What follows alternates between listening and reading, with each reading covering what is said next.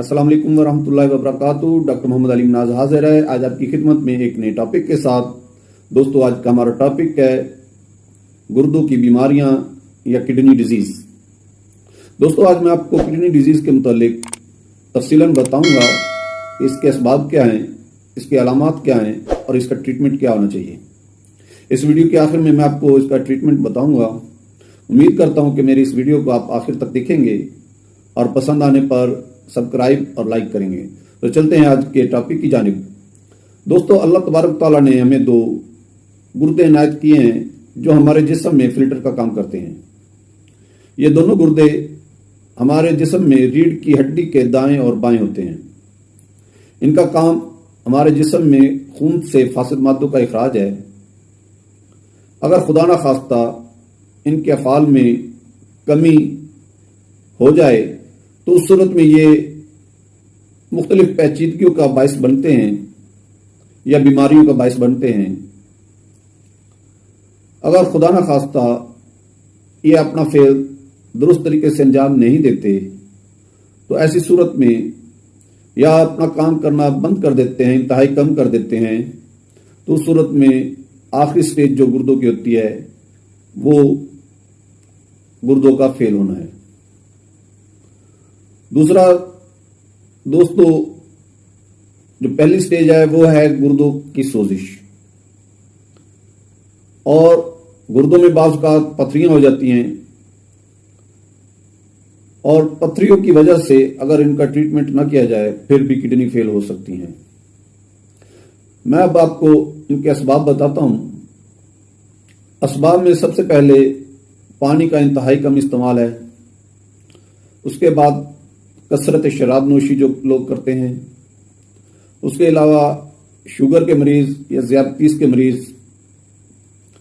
उसके अलावा जो पेन किलर या दर्दकुश अद्वियात इस्तेमाल करते हैं, बेदरेग इस्तेमाल करते हैं और लंबे अरसे तक इस्तेमाल करते हैं, या वो लोग जो कुव्वत बाह की मुख्तलिफ अद्वियात इस्तेमाल करते हैं, या वो लोग जो कुश्ता जात का इस्तेमाल करते हैं और तवील अरसा तक इस्तेमाल करते हैं, ये अद्वियात उन अफराद के गुर्दों को आहिस्ता आहिस्ता फेलियर की तरफ ले जाते हैं। दोस्तों, अब मैं बताता हूं इसकी अलामात।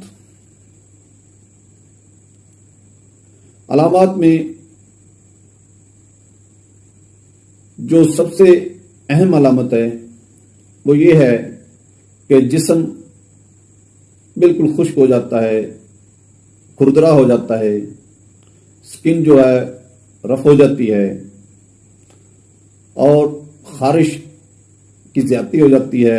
जिस्म पर चंबल वगैरह इस किस्म की मुख्तलिफ बीमारियां, जल्दी बीमारियों में शिकार हो जाता है।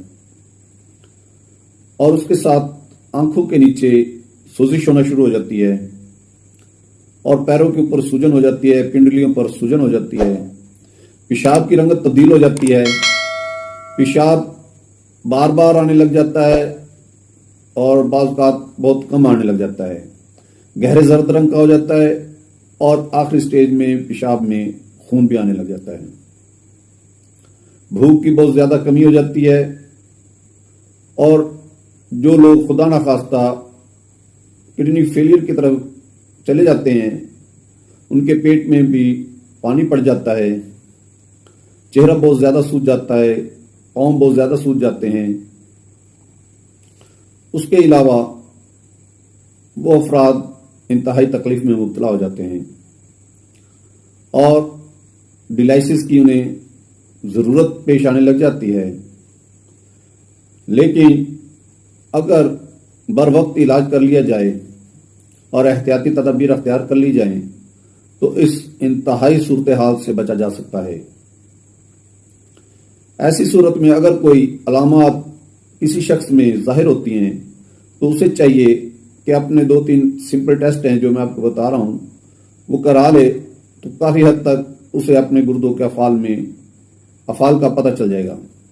उनमें सीबीसी है, यूरिन का सिंपल टेस्ट है, उसके अलावा ब्लड यूरिया है, क्रिएटिनिन है। अगर ये टेस्ट करा लिए जाएं तो बहुत ज्यादा आसानी हो जाती है मर्ज को समझने में। अब मैं आपको इसका ट्रीटमेंट बताता हूं। ये ट्रीटमेंट सिर्फ गुर्दे की सोजिश का है। गुर्दे फेलियर का ट्रीटमेंट इंशाल्लाह किसी और वीडियो में आपको बताऊंगा। गुर्दे की सोजिश की सूरत में अगर आपकी आंखों के नीचे सोजिश है और चेहरा सूजा हुआ है, उस सूरत में आर्सेनिक एल्बम इंतहाई मुफीद मेडिसिन है। पांव पर सोजिश है, पिंडलियों पर सोजिश है, उस सूरत में एपिस मेलिफिका बेहतरीन मेडिसिन है। ये दोनों 30 पोटेंसी में इस्तेमाल की जा सकती हैं।